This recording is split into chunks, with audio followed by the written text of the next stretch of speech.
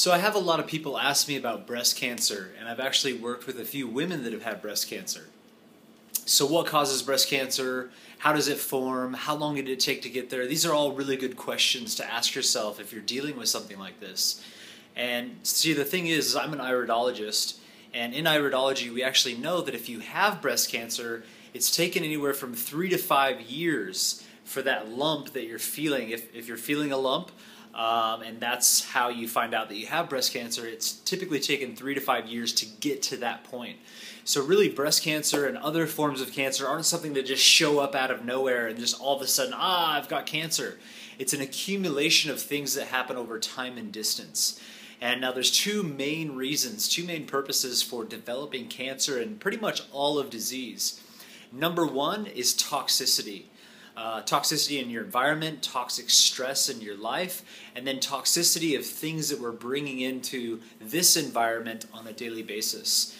Now, if you really look into the world, you'll start to discover that just about every single food that's in a package in a grocery store somewhere has items in it like artificial sweeteners, hydrogenated oils, chemical preservatives, all kinds of things, MSG, artificial colors. All of these things, and a lot of these things, are really already proven to cause cancer. A lot of them are carcinogenic in the body. And carcinogen means cancer causing in the genes. So it's really, cancer really is a lifestyle disease, and it's an accumulation of toxicity over time and distance that really brings about the situation of cancer. So that's number one, toxicity. Number two is nutritional deficiency.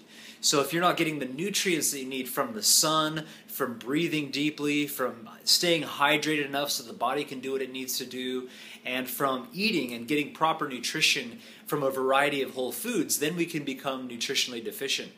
And a lot of times individuals will eat a lot of fresh fruits and vegetables, but they're also eating a high meat intake or high fat intake or processed foods. And a lot of times that will actually coat the digestive system in plaque and actually cause for the body to be able to not be able to accumulate the nutrients that it needs because of the blockages that are happening within the digestive system. So a couple of things that you could do to prevent cancer, especially breast cancer, and then a few things you can do if you already have it. Now, first of all, there's a system in the body called the lymphatic system. And the lymphatic system is used to clean out all the toxins and to keep everything healthy.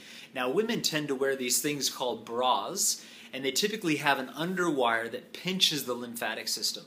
So imagine having, a pipeline that's supposed to be getting rid of garbage, and that's pinched off. Well, that garbage is going to back up. Then what the body actually does, it forms a little small room to store toxic materials, and that grows over time and distance. And that's literally what a tumor is. A tumor is a small room where all the toxic materials have been placed. So taking off the bra and letting the lymphatic system move, or getting a bra that doesn't have that strong underwire that pinches it off. Another thing that women do to add toxicity to their body is they use what's called antiperspirant. Now, deodorant in general has something called propylene glycol that is highly toxic, and it's a carcinogen. It can cause cancer and different things. You can also find it in radiator fluid, and most people put it underneath their arm every single day. Now, on top of that, there's something called aluminum, or aluminium if you live in Australia, and that literally clogs the pores, and it's designed to get into the pores, and that causes cancer as well. And that's in just about every single woman's deodorant, and it's called antiperspirant. It stops your body from being able to perspire.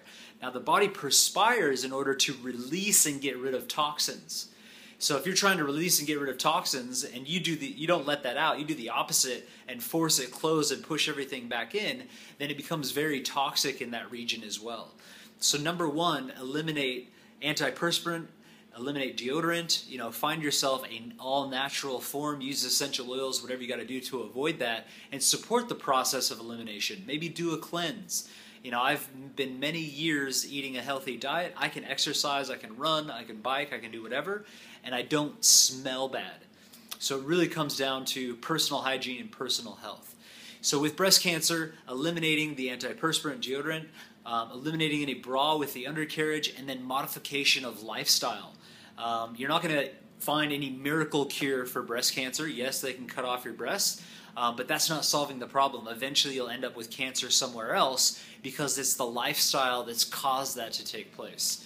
So if you want to eliminate cancer that already exists, you just follow the same principles of prevention.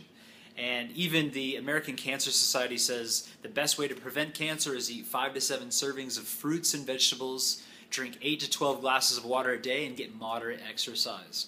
Moderate exercise consists of walking 30 to 45 minutes, 5 days a week. Very simple stuff.